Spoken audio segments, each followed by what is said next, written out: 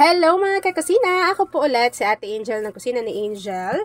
And for today's video, tuturuan ko na naman po kayo ng another dessert recipe na baka hindi nyo pa nagagawa or nasusubukan sa iyong kusina.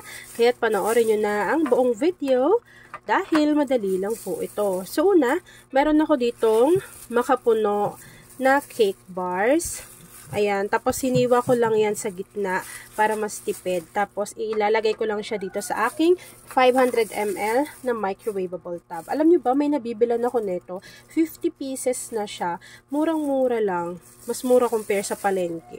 Yan, so kapag nailagay na natin to dito, itatabi lang natin to or isi-set aside natin yan bago gawin na po natin yung ating mixture. Para naman sa ating mixture, kakailanganin natin ng Menu Magic Leche Flan Jelly Powder.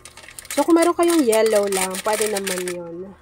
Tapos, tutunawin lang po natin iyan sa 3 evaporated milk, 3 lata po. So, yung bawat lata po na ito ay meron siyang 380 grams. And ang gamit natin ay si Marie Evaporada.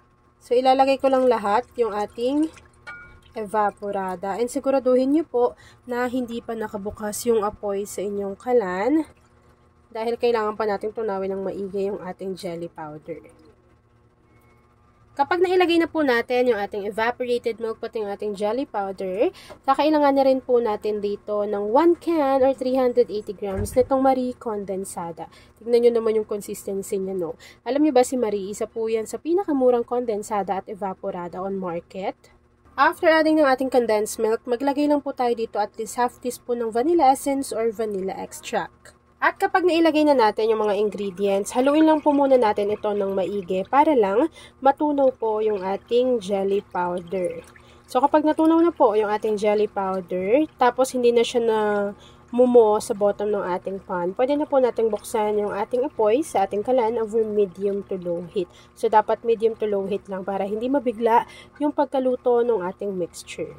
And then, maglalagay po tayo dito ng nata de coco. So, ako po yung nata de coco ko na ginagamit. Yung ganito lang kaliliit. Tapos, meron ako dito na kaong. Ginayat ko lang yan ng ganyang kaliliit. Yan o, para mas mabilis siyang manguya. So, ilalagay lang natin yung ating kaong na pula dito sa ating mixture. After adding ng ating red kaong, pati ng ating nata de coco, hahaluin po ulit natin ito ng maigi at continuous na po natin itong lulutuin hanggang sa makita po natin na kumukulo na yung ating mixture. So, habang hinahalo ko yan mga kakusina at hinihintay na kumulo yung ating mixture, please don't forget to like and follow yung ating Facebook page, Kusina ni Angel. Kung meron ka ring Instagram, paki-follow na rin ako doon, Kusina ni Angel. At kung gusto mong matuto pa ng iba pang mga recipes o kaya naman, gusto mong mag-share ng mga niluluto mo everyday, pwede kang sumali sa ating Facebook group. Andyan lang po yan sa ating Facebook page. At kung isa ka din pala sa dessert lover, paki-share ng ating video at ilagay mo sa ating comment box section kung taga saan ka nanonood. At ayun na nga mga kakusina, kapag nakita po natin na kumukulo na yung ating mixture, pwede na po natin i-off yung apoy sa ating kalan at ready na po tayo sa pag-assemble ng ating recipe for today. At ayun nga mga kakusina, ito yung sinet aside natin kanina na lagayan. So this time, ita-transfer lang natin yung naluto natin na mixture. After po natin itong maisalin dito lahat, hihintayin lang po natin itong mag-set at mag-firm. And then after po nun, pwede na natin yang i-enjoy.